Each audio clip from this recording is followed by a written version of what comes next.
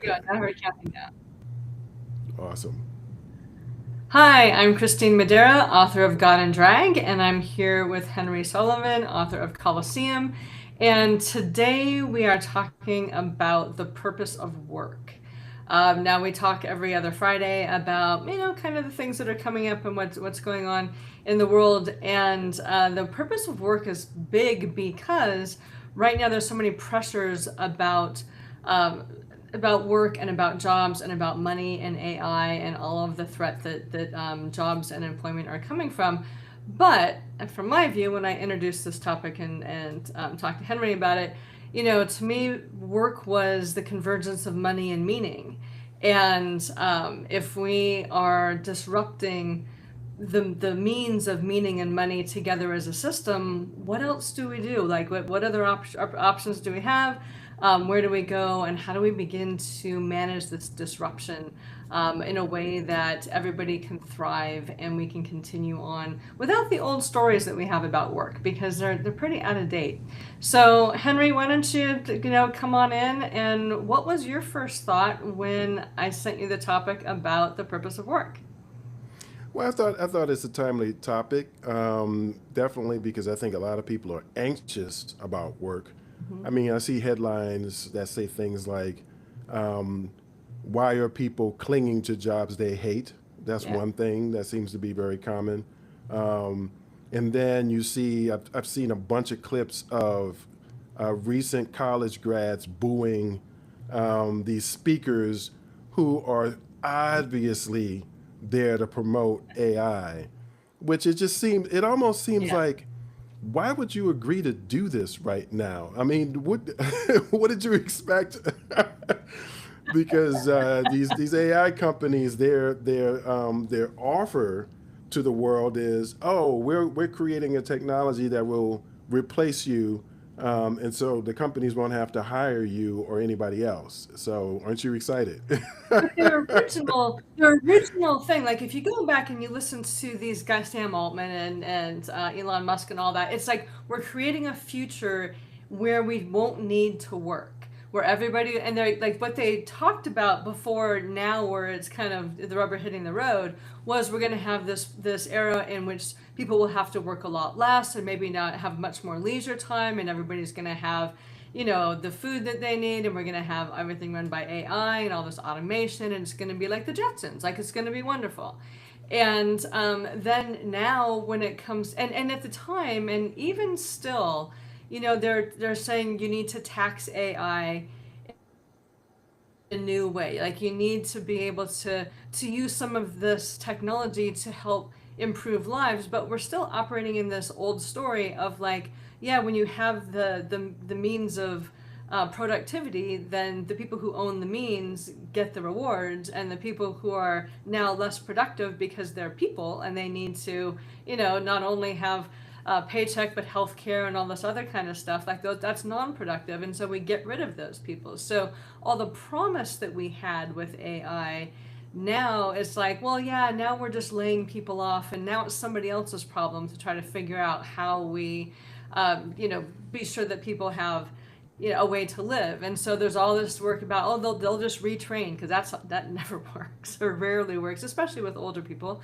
or UBI, which has its own problems, or all these other things that either strip away the meaning and the dignity around work, or that we've infused with work, because we can get and meaning and contribution in lots of ways. We've just kind of attached it to work because, as Americans in particular, we're expected to spend so much of our time working.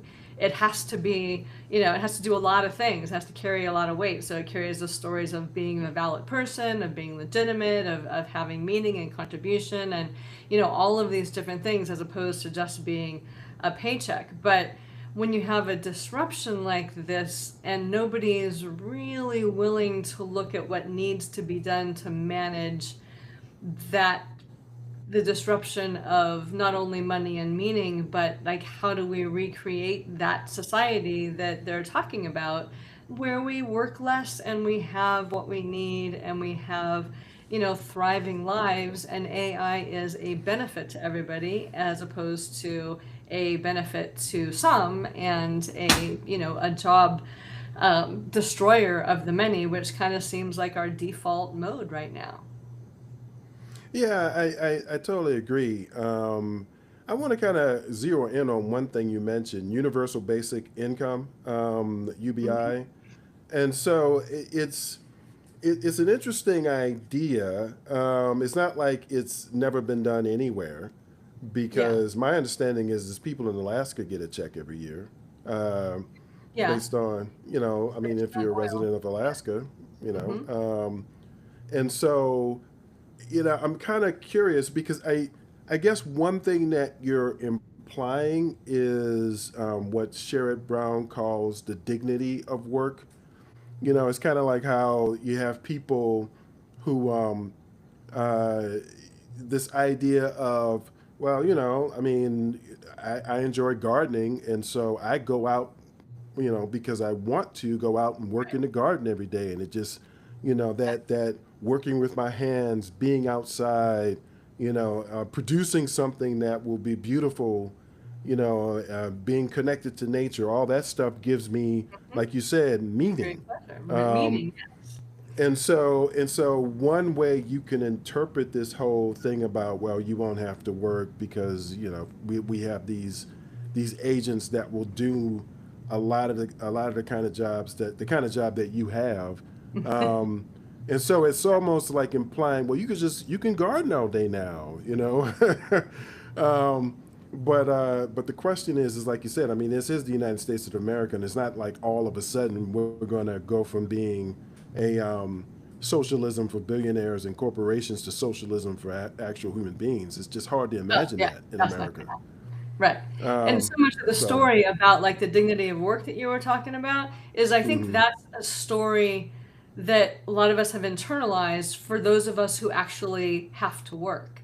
But when you think about like work, and people talk about, you know, the value of work and all of these different things, to me that's always been a euphemism for the value of having money, because we sort of give that, you know, oh, the dignity of work. You're digging ditches, you're doing all this stuff, you've got this dignity. You maybe you don't make enough to, you know, afford a vacation every year, but you know you've got this dignity. But it's really, you know, if for people who've never had to work, or who, you know, there's a big movement with people, young people in the tech business, now to, you know, that even if they're making great money, you know, they live three or four to an apartment. It's all about saving money and building up their investment accounts, because they see the writing on the wall that those jobs are going away, and they need to mhm. have the money to survive, to have the lifestyle that they want.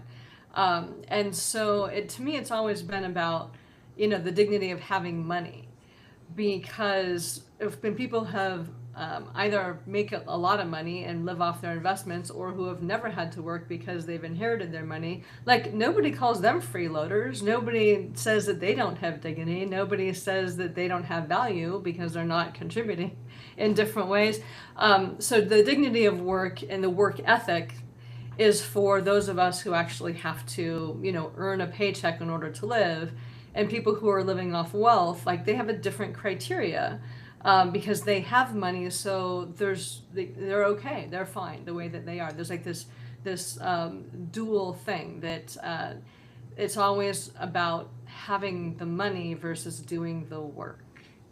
If you think about like old England, and not even that old, 100 years ago, 150 years ago, you know, work was something that if you were an aristocrat, that was a dirty word. You didn't do it. Like you know, for somebody to suggest that you were working was really, like saying something bad about you, because you were supposed to be living this life of leisure and living off of your investments and managing your estates and all this kind of stuff. So work has always been about those of us who need to work for the money to live, and those of us with wealth, those people with wealth, not those of us with wealth, but those people with wealth, have a different set of criteria applied to them. That which is the dignity of having a lot of money. Well, I mean, it's I'm kind of smiling because I remember the first time I encountered the word. I'm going to mispronounce it because it's a French word, ennui. Mm-hmm. And I'm trying to remember the novel that it was. It's a classic novel. Um, where at the end of the novel, the woman sort of walks into the waves. It is set in Louisiana, um, and she doesn't actually live in New Orleans. She lives Mm-hmm. outside of New Orleans, but she's suffering from ennui because her husband is wealthy, but she doesn't love him. Uh-huh. But she's married to him because it's sort of a thing that she sort of had to do. Yeah. Is societally she didn't have she was compelled to do it. Let's put it like that. Yeah. And so that's the reason why like the ending is so is sort of a representation of how her way of taking control of her life by ending it. She literally just walks into the water. Um, and so Mm-hmm. it took me a while to understand that concept. I was just like, wait a second, what exactly does this mean? She's how is this suffering? Because the word, included in it is that you don't have any weight. It's like a weightlessness. You don't have any Mm-hmm. problems or the stress of money concerns and all this other kind of stuff. Um, Right. and I think the dignity of work idea, because I agree with you in a way, it's almost like a it's I mean I don't want to use the word propaganda, but it's like you're trying to sell people on a particular idea, Right. you Yeah. know. And then part of that, you're also sort of trying to recognize how people feel. I mean, this is a politician running for office.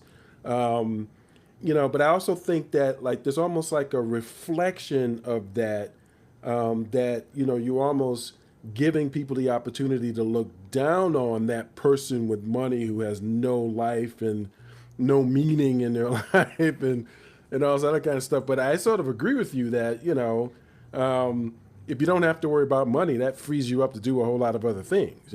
So you can actually choose Mm-hmm.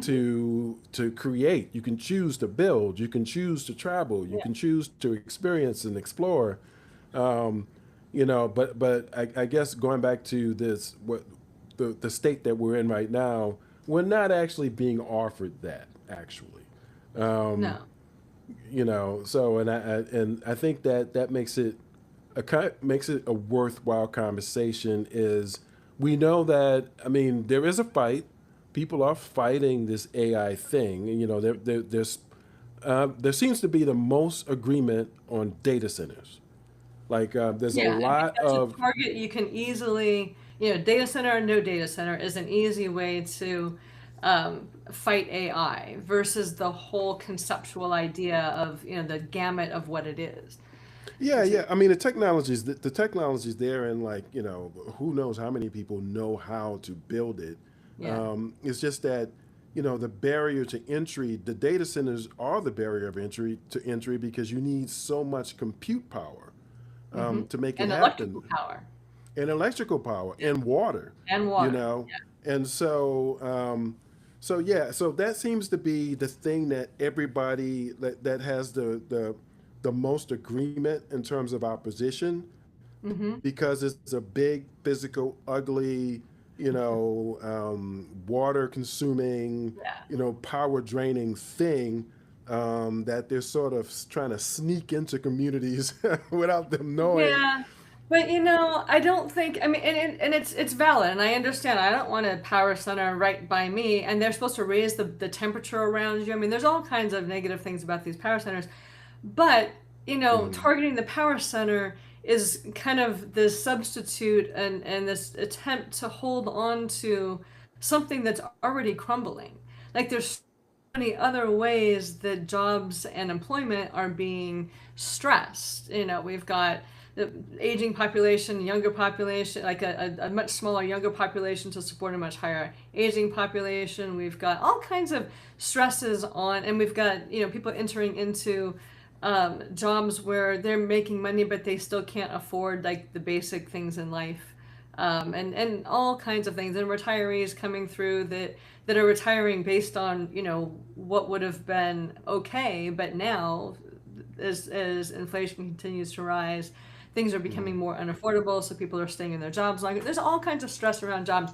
But I think the data center thing, which is not against stopping the data centers, because then it forces a conversation about what do we use AI for and how do we do it. But I think it's kind of a substitute for having the actual conversation, because AI has already disrupted so many things. And so, how do we actually look at, a functioning society and world in which AI is a factor? Because I don't think it's going away, even if there's not many data centers being built. The trajectory is already there. And so, how do we either force the conversation or have the conversation about, what do people do in society, to have meaning and to be connected to, like, gardening and stuff, like you're saying, which is great.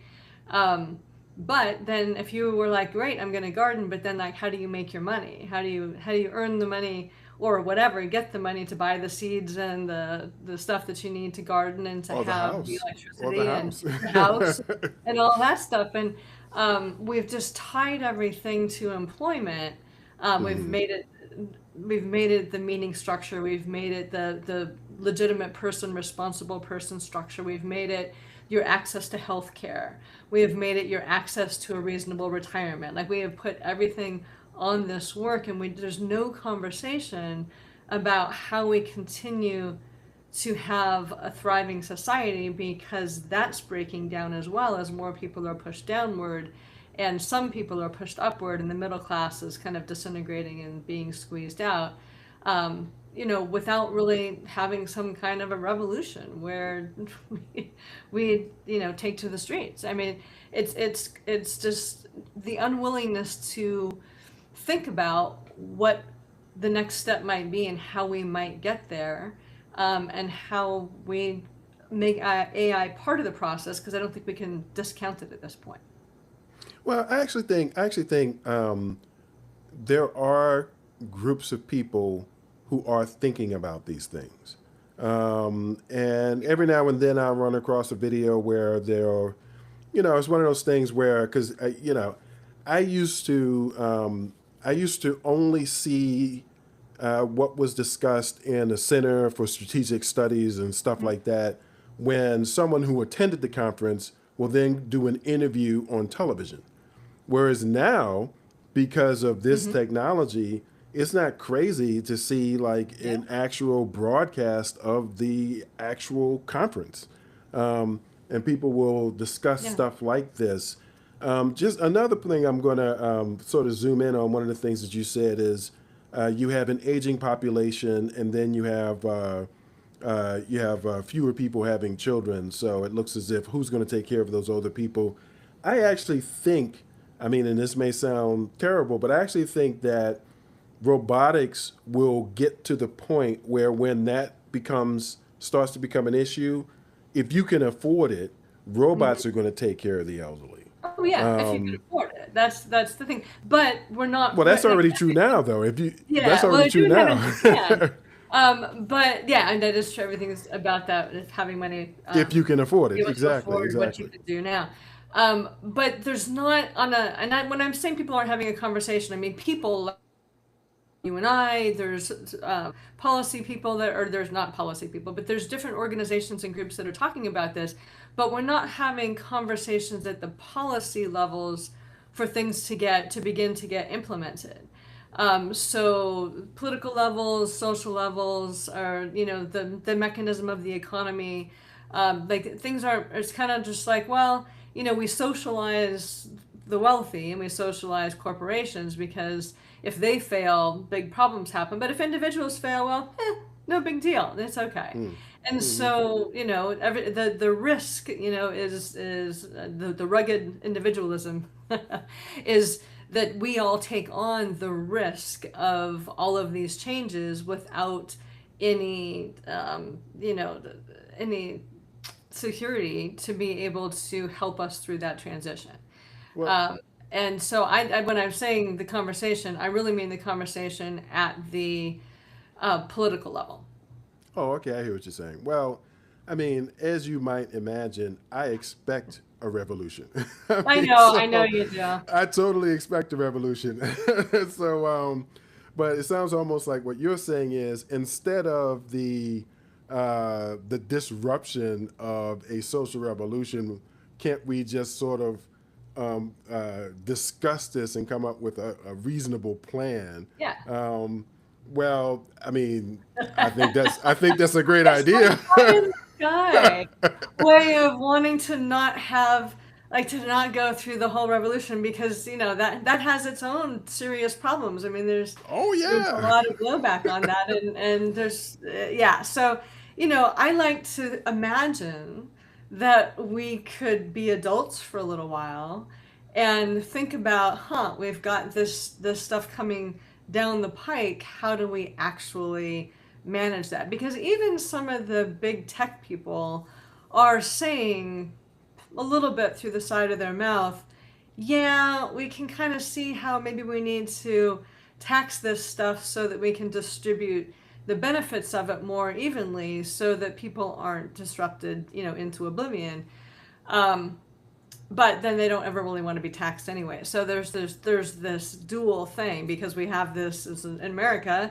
Taxes is part of our origin story. We hate taxes and we fought a war over taxes, which was not entirely true. But that's part of our origin story. Is we don't want to be taxed. We don't want unfair taxes, and that continues all the way up to the corporate level. But if you think about how to have a society that is stable and functional so that corporations and everybody else can function. I mean, if the society becomes dysfunctional or unfunctional, the corporations aren't going to have anything either. So it's not like, you Well, know, that's kind of an interesting thing because I do actually one form of novel that I really like. Sometimes it's historical fiction, sometimes it's speculative fiction. But one form of novel that I really like is a novel that where part of the storyline is societal collapse is in the process. And so hmm societal collapse is one of the challenges that the main character or characters are dealing with. How am I hmm dealing with society as it's coming down? And one thing that surprises me as we go through, because we've already experienced the revolution. We just experienced the Christian nationalist revolution. I right. mean, Yeah. that's just a fact. And the thing that's strange about that is how I assumed that it would be much more day to day, that there would be much more day to day disruption. But the hmm disruption is, it kind of depends on what you're trying to do. So, like, as part of this Christian nationalist revolution that we have, well, I mean, if you're in Texas and your doctor says that, your pregnancy is having problems and your choice is either you abort, the baby who might actually be, deceased already, and you're sad and everything, but you need to abort the fetus or you die. Right. If you're in Texas, You then die. that Christian nationalist revolution has really had a big impact on Yeah. you. Yeah. You But die. if you don't live in Texas, then it's just a decision between you and your doctor. hmm Um, so it's just interesting to me. And I traveled. I did a not exactly across the country kind of thing, but I did drive during the holidays, hmm across several states, and I was really kind of struck by how, because I listen to audiobooks, while I'm doing cross country driving, and so the normal news I wasn't paying any attention, and then you're just sort of interacting with people that Yeah. have never met before, never will meet before, like in restaurants and gas station. You stop, you Yeah. get coffee or whatever, and it really is amazing how if you didn't know that we were at war, or if you didn't know that the Supreme Court has gutted voting rights or made it legal for the president to do whatever he or she wants to do, if you Yeah. didn't know that, you wouldn't necessarily have any reason to know that. Like there's Yeah. nothing forcing you to be aware of those things.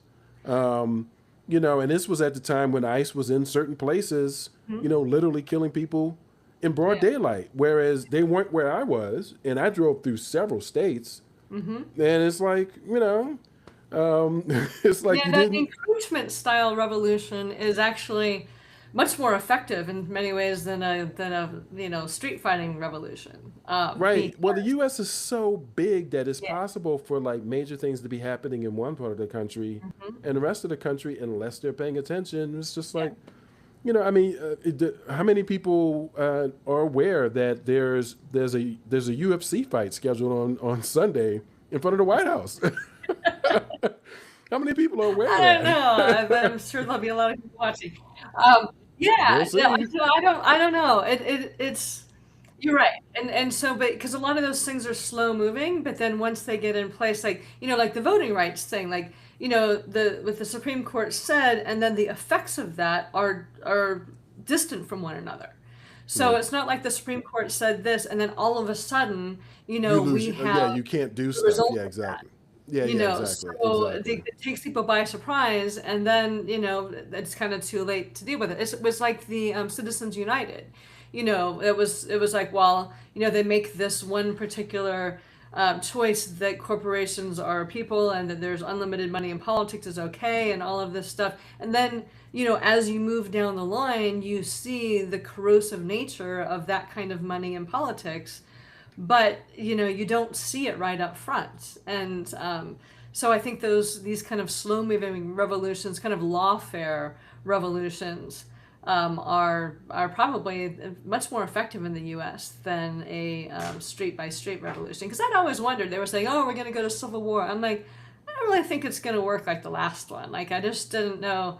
These are the guys with the guns. I'm like, who are you going to go to war against? Like your neighbor? Like, how is that going to work? But it's this kind, what you're talking about, like that kind of encroachment lawfare revolution that is happening, that it's kind of happening in front of our eyes, and there's really not much that we're able to do about it.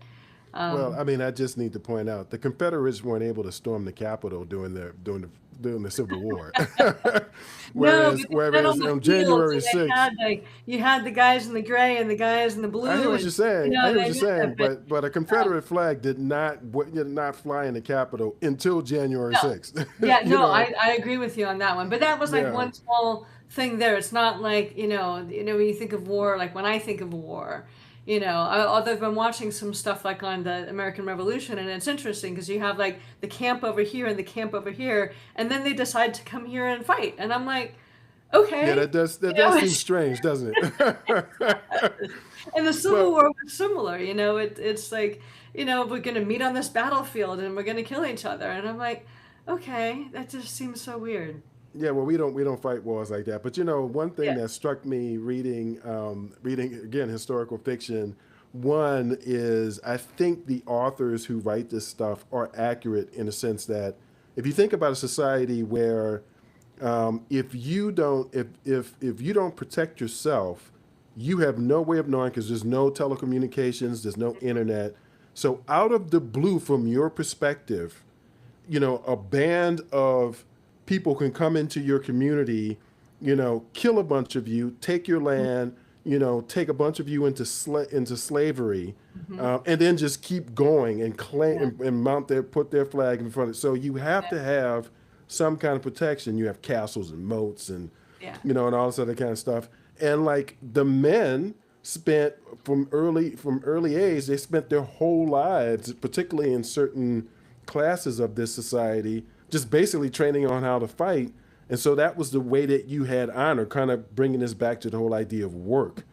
It's like the Right. work that they Yeah. Of did work. Yeah. was they became really Hmm. good fighters. And, I think I mentioned, I Hmm. couldn't remember what country it was, but I do distinctly remember this video where, like how they have the announcer and they're like, and the leader of such and such a country walked, met Vladimir Putin, and he's walking through all these halls and whatnot. And the guy is just huge. And that really reminded me of like a lot of whenever in historical fiction novels, when you go back far enough, when they describe the Hmm. king is usually this huge guy, Yeah. because he's the one who people, the other guys will respect. Right? you know, Yeah. and he's right there in the middle of it in that battle, like you said, where they kind of meet on the field, and they just run right into each other. But one thing that these authors sort of portray is like the boys look forward to that. So the thing that Hmm. kind of sounds crazy, it's like, well, why would you want to? I mean, why would you fight that way if you know that they're going to come looking for a group of guys, in a specific place? Why don't you surround them or do something unexpected, right? Well, Well, there that's was the the way. honor.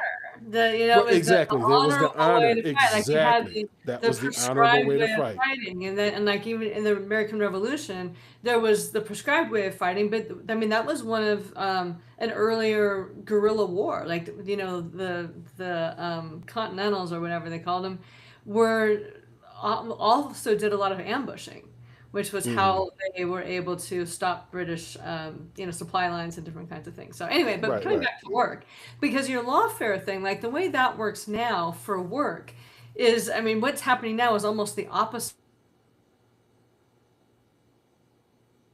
That there's, without any laws or ways of, oh, my internet may be going, but, or ways of, looking at how we support people through this process, it becomes a free for all. And so, having some ideas now on from a policy level to put in so that, down the line we have more of a safety net, can be helpful. But right now it's kind of like, well, everybody will just, it's every person for themselves. So it's kind of the opposite of that lawfare where they're trying to change the laws to, help some people and harm other people. I understand why you're saying that, but again, it was so eye opening going from state to state and actually living in different states because it really does feel to me like I mean, safety net is one way to say it. It's just that it's there are more ways. There are more ways. How can I put it? It's like you don't necessarily have to fall as hard when you hit hard times, depending on what state you're in. It seems like in Hmm. some Yeah, states, it's very different it state to state. yeah, in some states, if you hit hard times, that's it. I mean, you are just Hmm. screwed. A lot of the And you, South, yeah, like that. yeah, exactly. I mean, but states all around the country are at will states, and I mean, I know if we have foreign viewers, that term is it's intentionally deceptive. What it actually Yeah, means is you can be fired for any reason. That's yeah, what at will means. So of course, I mean, you can quit anytime you want, but yeah, that's the least likely thing to happen. The more likely thing to happen is you'll get fired. right. It is legal to fire you basically for any reason in most Yeah. states in the United States. They're at will states. Hmm. Um, and so I agree with you that there needs to be some discussion, although I remember distinctly when there was an expectation that policies last year were going to cause, collapse and, huge layoffs and stuff like that. That's when universal basic income was like, oh, well, maybe we can just ship out some checks like we did during COVID. Yeah, but And that's not a people, really great oh no, solution. it's not a long term solution. I totally agree with you. I'm just saying Yeah. that And it's that not a very well thought out solution because if you oh looked at what no, happened in COVID, they sent people money which helped. I mean, it was like triage. You were right, you were seeing where all the bleeding was. The money was stopped the bleeding so that people could live while things were locked down. And then afterward, we had all this inflation because there was all this money out there that had been distributed, and then the bill came due, and then we had to increase interest rates to manage the inflation, and that makes the cost of paying that money back, in terms of treasury bills and stuff, more expensive, and we fared better than many places, but that was still, people talk about OUBI, and I'm like, well, it's great on small scale because if you introduce some money into a system where basically everything else is the same, then that can help some people get things that they didn't get before. But if you introduce a lot of money into a system, but there's not new housing, there's not, a look at the food supply and like how do we be sure that there's enough food supply so that people can get what they want, then you just have higher prices for the same things, and then it costs like it could just cost more money. You have more money, but you still can't afford life. Because before COVID, $15 an hour was this aspirational wage, and now Hmm. $15 an hour, like, that's a no-brainer. Right? $15 an hour at McDonald's, basically. Right. But things are less affordable now than they were before COVID, because even though the money amount that people have made has shifted. But there has been some talk, and like I'm a big fan of this. In my novel that is not out yet, but the young adult novel, I talked about universal basic standard of living, and it was really about separating survival from work, so that the benefit of basically general productivity went so that people had healthcare, they had education, they had electricity, they had the data that they need, they had the basics of life as a like a floor, so there was a universal floor of a standard of living. And then you had money and other things for the more enjoyable things in life, like if you wanted to travel, if you wanted to do, if you wanted a bigger house, if you want more things, if you want more comforts, then of course you have money to be able to buy those things. But you don't, like, your basic security is not tied to a job, because then, like, if you lose your job here, if you, and especially if you lose a job and you're living paycheck to paycheck, your basic security is shot. You've got maybe a month or two of rent, or paying your mortgage or paying your car payment or these things before everything starts to be stripped away. But Hmm. is that really helpful? Because unemployment insurance doesn't really cover that stuff. It covers a percentage. Like in some places, it covers like 10%. And some places it's more like 40 or 50, but it's usually not enough to cover like your whole nut. And so, but if you have this universal basic standard, then you've got a floor in which, if you are fired or if you decide you want to, spend some time to retrain for something else, you don't lose everything in the process. You're not tied to a job because, like I know, it was a friend of mine who couldn't change jobs, couldn't leave his job because he had a a medically special need child. And you had to, at that point in time, like, not just interview for a job, you had to interview for the insurance coverage for that job. And if the insurance company decided they were not going to cover a expensive child because that child had lots of special needs, you might be able to get the job, but because you couldn't get the insurance coverage, you couldn't get the job. So it ties people in ways that is actually non-productive for people and society, generally speaking. So I'm a big fan of that universal floor, and then we can rise from the universal floor. So Well, what's the difference between that and I mean, I've never lived in France or Germany or the UK, but what is the difference between that and countries in Europe? Isn't that I what don't they know. have? I don't know. I mean, they've got certainly more of that than we do. But I don't know. I don't know how it works in those countries, and I'm sure it's different country to country. Hmm. Um, once you're in that system, you've got different levels of support in that system. But I don't know if that's like a guaranteed floor, or if it's like different kinds of safety nets that help people, maintain a particular kind of standard. Yeah, Um, because I mean, I never really bought um, the whole idea that that Europe is in decline or stagnant because they're too generous to their citizens. But then it was sort of, I mean, I don't agree with all of this. We're just gonna remove our troops from Europe and you're on oh, your own and you should pay for your own. But at the same time, I've seen videos on DW and on France 24 where they're actually interviewing citizens in Germany and other countries, and they're just like, "Well, I don't think we necessarily need to spend so much money on defense." And I'm just like, "Wait, you actually think that now?" right. It's like, I mean, I can understand, like in the U.S., we Hmm. have two docile neighbors. Right. I mean, compared to us. You Yeah, know, I mean, and yeah, so, and absolutely. so, I mean, we don't really worry about Canada or Mexico invading No. us.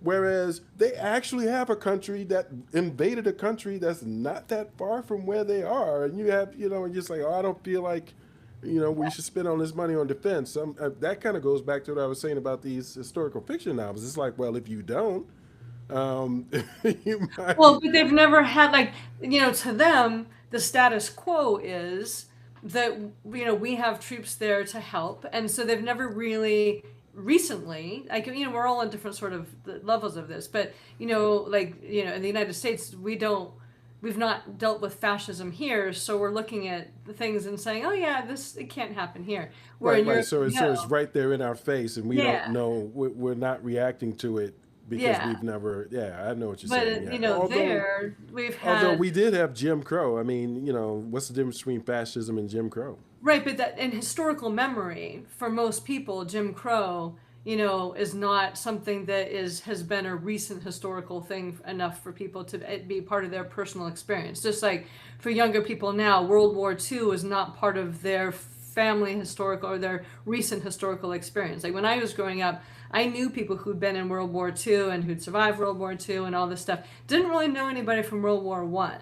So Hmm. that to me was like a war that was in the history.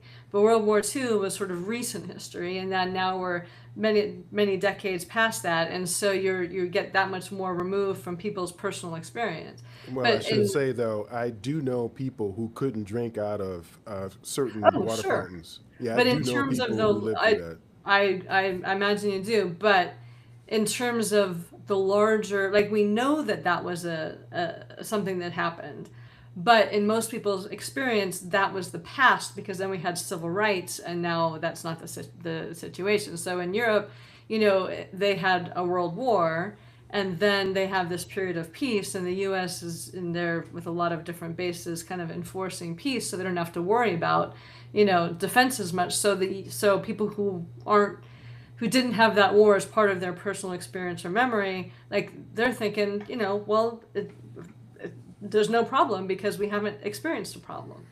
Hmm. It's kind of like if it's not, if we haven't experienced a problem, the problem doesn't exist. It's like that. um, Citizens United, you didn't see the effects of that until that actually was decided. Because when it was decided, it seemed like, well, yeah, okay, kind of makes sense that corporations are people, and they can contribute money as well. It didn't seem like that was that big of a deal. But then, the movement forward about what that meant is an issue. So if you've got people in France saying we don't need to spend money on defense, Russia's here. As Russia continues to move toward France, they might decide that they do need to Yeah, I spend guess money. that's where we're different because to me, I mean, and actually, Citizens United said that money is speech, Yeah. and so I mean, the whole corporations is people. That was way before Was Citizens it? Okay. United. Got them all confused. Yeah, it really was way before. I mean, in both ideas, corporations are people and money is speech. Both those ideas are just abhorrent to me. Yeah. But uh, but you're right. It's not the sense. That's not the case for most people. Um, I guess my thing is you know I to your point about planning for changes, technological changes, environmental changes, and all sorts of changes. And it does make more sense to do that. There is a country that did that, and that country is China. They did plan, for, Yeah. but at the same, but we're kind of we're Americans, and so we're talking in terms of being able to say whatever we want to say, and we're talking about Germany as if we're an expert, and talking about France as if we know Right. what we're talking about. Whereas you can't really do that in China. You got to watch what you say. So yeah, I guess it would be nice if there were more, and I really do. I get the impression, depending on the media you consume, that conversations are being had. The problem right now, though, is yes, these are big problems, but so much Mm-hmm. has gone wrong that we have so many problems. I mean, it's not like when you stop talking about climate change that the climate ceases to be a problem. And then Right. because we have a super El Nino coming our way, I think they call it the Godzilla El Nino or something like that. And so and it's they know it's going to be the impact on weather patterns is going to be intense, but they don't exactly know exactly what's going to happen and where it's going to happen. But when those things happen, then people will talk less about like what we're talking about here, which is jobs and artificial intelligence and data centers and whatnot and stuff like that. But it's not like those things are no longer a problem. They're a problem too. Right. And so I think one challenge is that we have the data center problem, the job disruption problem. We have really high gas prices. We've got like climate, the changing climate with unpredictable weather patterns. Yeah. I mean, we just have so many problems with people aren't having as many kids as they used to have. And we're going to have an aging population. By the way, I kind of heard though an interesting thing that kind of goes to what we were talking about on Sunday with regard to the ethical Digital nomad. travel. Yeah. Yeah, the digital nomad is this issue of population growth isn't as bad in places like Kenya and No, it's not. Rwanda Yeah. and so on. And this one guy, I forget exactly what his specialization is. He's a scholar in some area that you don't normally hear about. And he Hmm. was saying if you look at the data related to this, it's actually very clear that when you have countries that have really large young populations, Hmm. and then a couple of other things need to be true as well. Those countries tend to do much better than other countries because they have the energy and the Right. vibrancy to actually do Hmm. it. And like those are some of the countries that are going to be in that position when other parts of the world are not. Um, Even though, like Yes. I said, I really do believe, though, I agree with the vibrancy point, but in terms of taking care of the elderly, I think we're Hmm. only about 5 years away before you can buy a robot to do that for you.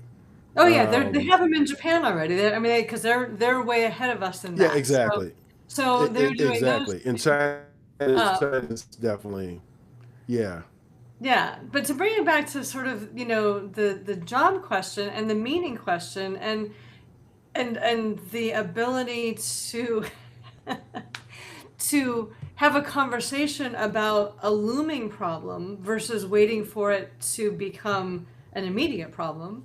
We're not very good at that. If you think about like the housing crisis in 2008, there were a lot of signs and people were saying we need to change these things. Well, oh no, but people are making money, it's great. And then everything crashes, and then there's laws that react to that. And then things are stable for a while because of those laws. And it's like, well, it's kind of like that people in France thinking they don't need to spend money on defense. Well, everything's fine now, so now we don't need those laws. Like we don't need the laws that kept things being fine. Now we can take those away because everything's fine. But as soon as you take those, like the Frank Dodd laws away, then all of a sudden you're going to be back in those financial bubbles and problems that they had. So I think it was Frank Dodd. I don't know. I get those confused. But we're not very good at. We're much more prone to react to a crisis in motion than we are to thoughtfully think about, how might we manage this going forward. And I think China takes like that extreme route, and they've got major problems in China as Oh well. yeah, yeah, yeah. Housing market, yeah, yeah. Yeah, They've the got. I housing mean, and they market is also not well, there they are had no the jobs one child for people policy. They had anymore. the one child policy, so they have the population issue as well. Well, they So do, but then they also have a um, huge unemployment issue for young people. that's true. Yeah, they So, do have that. That's I true. mea huge unemployment issue for young people. And the same thing, that unaffordability, all that kind of stuff is happening in China as well, even though they've planned for things. But, Hmm. they didn't plan, they planned for societal structure and that kind of stuff, but they did it the Chinese way. But to not have any kind of thought process about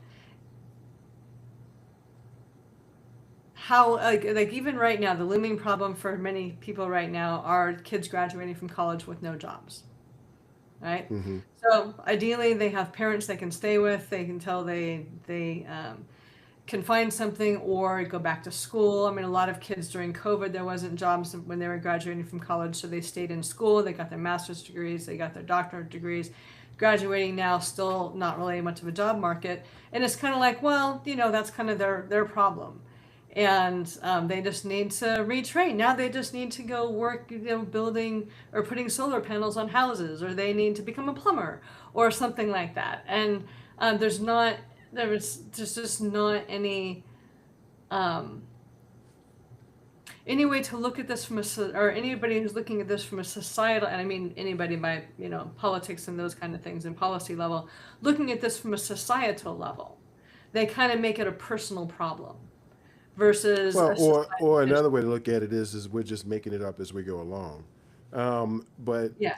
but I But they're think not I even think you making kind of it up. They're just like, well, that's their problem. That's you don't have a job, that's your problem. And so you must not be productive enough. You must not be want it hard enough. You must not work hard enough. You might not be a good person because if you don't have a job in our dignity language, then you must not be worthy in one way or another. hmm Versus the fact that structurally we are in a place where there just are not jobs for people, and we're hmm not looking at that from a structural issue, that when you've got all of these people and you have this many people and you have this many jobs, and you have people who need to work 2 and 3 jobs just to live, so they're taking up more jobs. Then from a structural standpoint, you have a problem. But we hmm haven't made it a structural issue yet. We have made it a personal issue and a personal problem. And Yeah, to that's me, true. that is the big problem. Well, yeah, but I mean, we don't really operate in a society, and it's one thing. I was struck I started to notice or think about all the way back in, I don't know, 2008 or so, is how rarely you hear the word um, uh, countrymen. You don't hear that word in the United States of America that often Hmm. because citizenship in the United States of America does not really come with the notion of countrymen. Mm-mm. Citizenship, in the U.S. is a thing that you have. Hmm. Is very much like we've been talking about graduating from college, and again going back to historical fiction novels that I've read, like The Name of the Rose Hmm. and Sid Arthur and stuff like that. It's very clear in those novels that knowledge is a communal thing. Hmm. Very clear. Yeah. I mean, they literally will talk about, well, I studied with the such and such in this particular place, and oh, you are you're a Franciscan, or you're, a Jesuit, and all this kind of stuff. And so you're part of a community, so that your knowledge isn't something that a little piece of paper that you walk around with and say, I've Right. got this now, Yeah. so admit me into this corporation or whatever. It really is. It's a recognition that is tied to, the class that you were part of and the teachers that taught you and that school's pedagogy and their approach to education and learning and is connected to all those things. And we kind of do the same thing with citizenship, where it's literally my thing, Yeah. and it's kind of the thing I walk around with, where it's like I have the right to do this because I'm a citizen, Yeah. as opposed to being part of a community. And it's the thing about that is it's sort of like the whole that you characterize people not having children as much as in the past as a problem, but that's not a problem. You can't force people to have children. It's like No. if people aren't having children, I mean, there are a lot of reasons for it, but like you can't really do anything to change that. And countries are No. trying and they're They've tried failing. it and it's not really working. Yeah. Yeah, it's not really working. It's not something you can throw money at. It's not Yeah. something you can sort of talk to people about. I mean, it's like, it's just a way. It's something you don't have to deal with, and it's kind of like the same thing with that issue, because I agree with you. The fact that American citizenship does not include the notion of countrymen is a Hmm. big part of why we have all these other problems. Yeah. But the thing is that's American citizenship. I mean, that's the way our society is, and we need to change.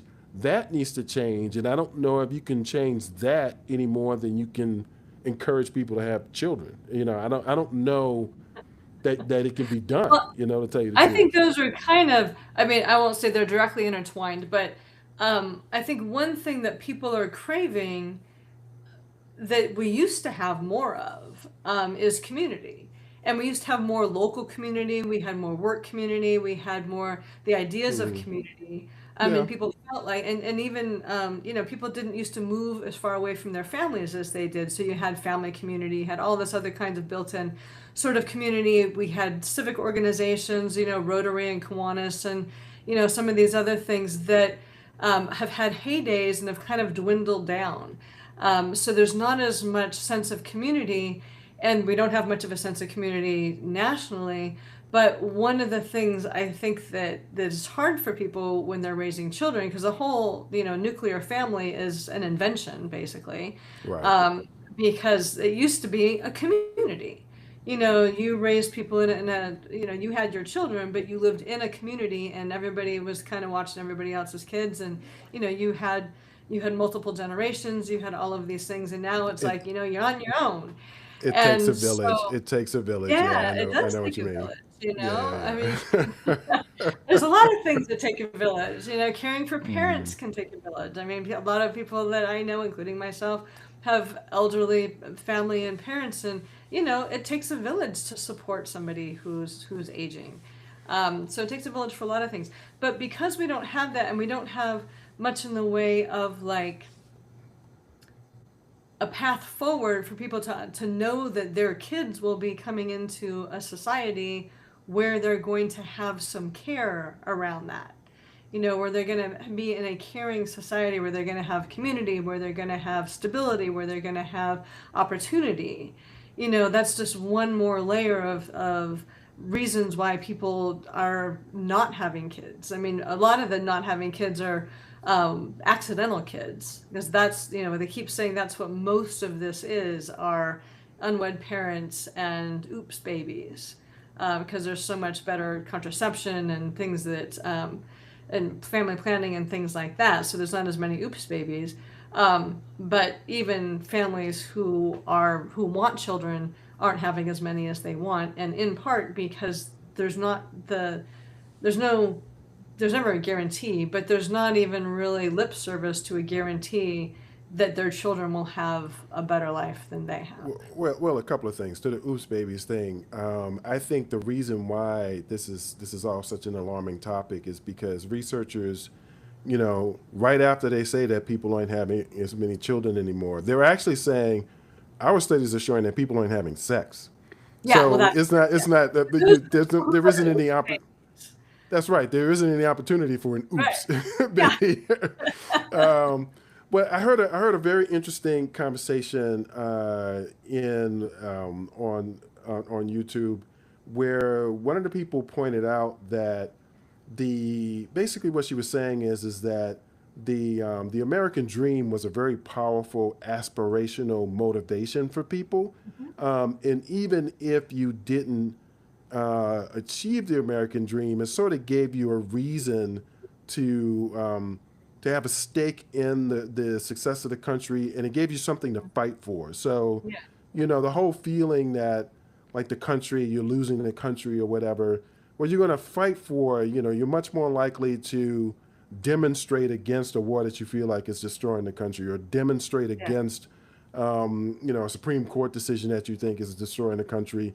And we talked about how, where's the music? This doesn't seem to be Yeah. any kind of liberation, freedom, any kind of social opposition music out there.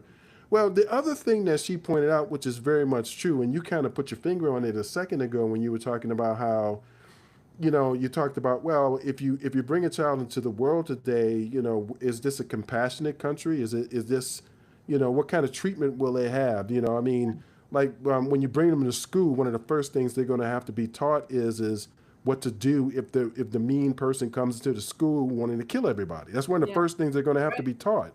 Yeah. And so, when you start kind of really putting all of the puzzle pieces together of what life in America actually is like, the things that you actually have to do, it's just like I mean, you'd have to be crazy to think that a child that you bringing someone into a pleasant place. I mean, Right. that's a crazy idea. Nobody Yeah. thinks that.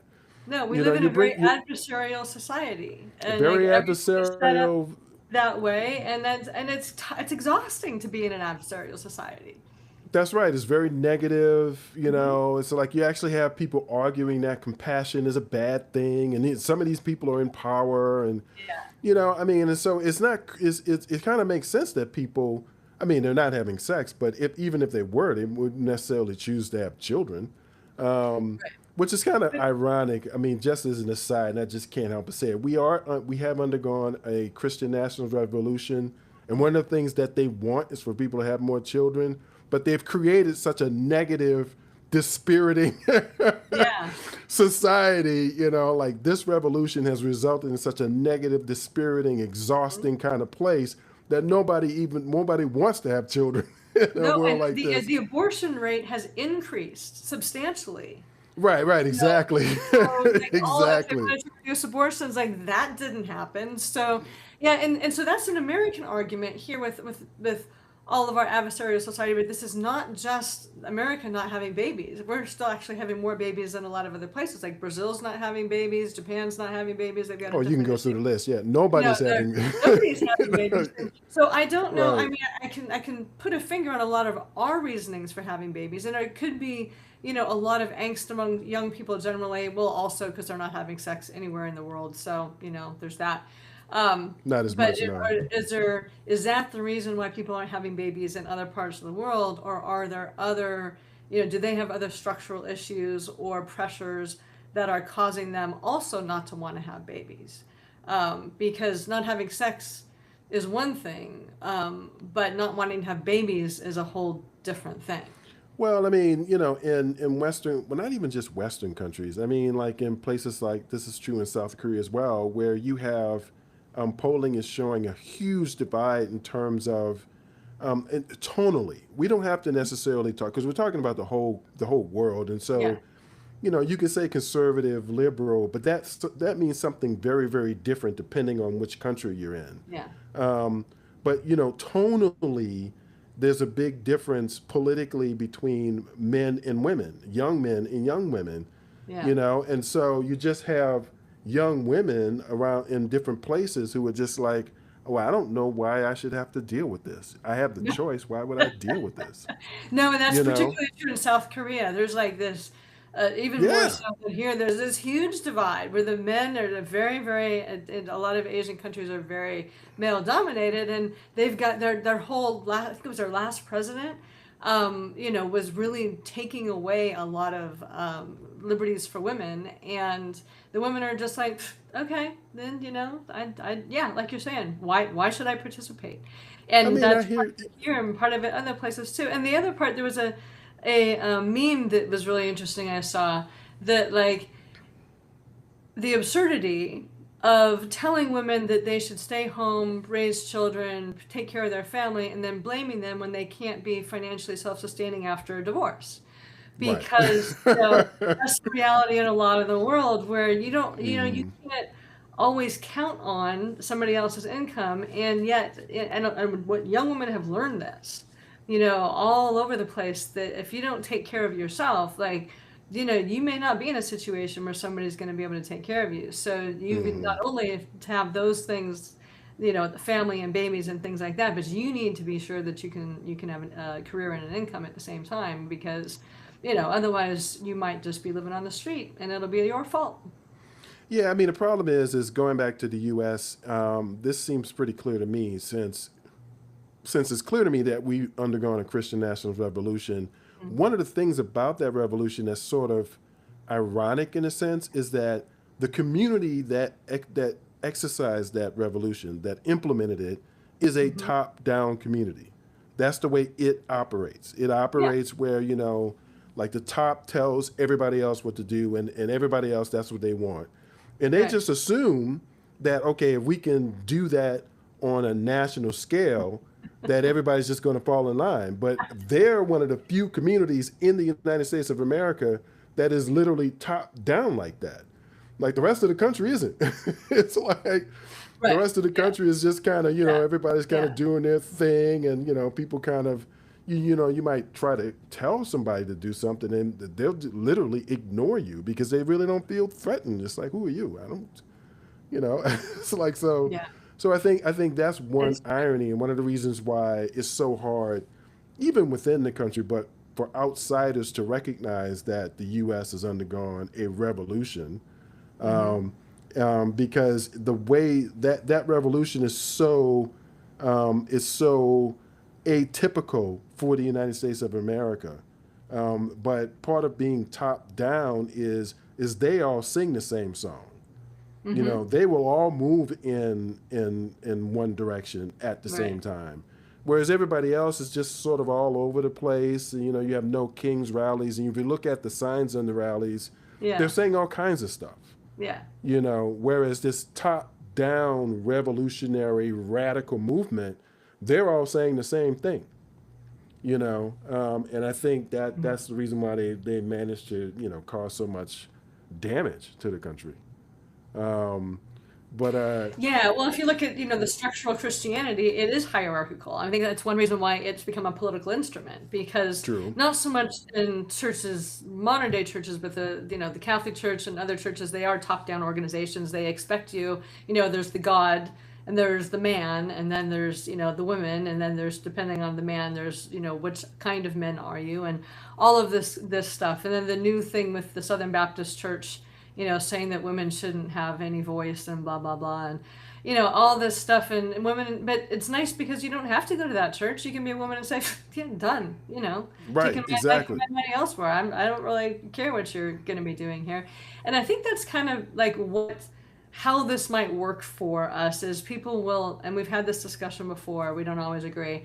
Will kind of opt out that, or America being Americans, for us will act out, which you do, like this this cage match or whatever this is that they're having on Right. Sunday or whatever day it is. No, it's Um, Sunday. is it Sunday? So Yeah. I had heard. I do not know if this is true, but I had heard that the people that there was a movement of like gay men, because it's Pride Month, Hmm. buying the tickets for this. So, to try to buy as many tickets as they could for this, so that they could be gay men at these things. I mean, Um, it's a good idea, but the tickets are like $1 million each, yeah, I and they're don't know if invitation that's why I only. didn't know if it was true, but Americans act out in a lot of different ways, which I Yeah, find true. um, soothing, and I think ultimately acting out enough and getting organized around acting out might change things, but um, or opting out. Like you don't have to go to the Southern Baptist Church. You can go somewhere else. True. You don't have to get married and have kids. So if they're going to create a structure of society where that's not comfortable, then you just make another choice, or you go to another country if you, well, as long as you can.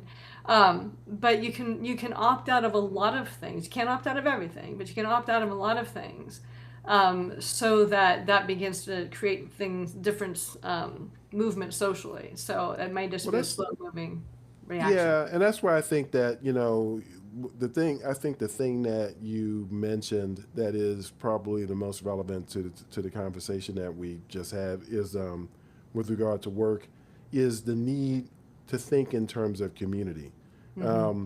And that may be the thing that will save groups of people in different parts of the country if they can just sort of start thinking in terms of like literally in their neighborhood or in their town or whatever.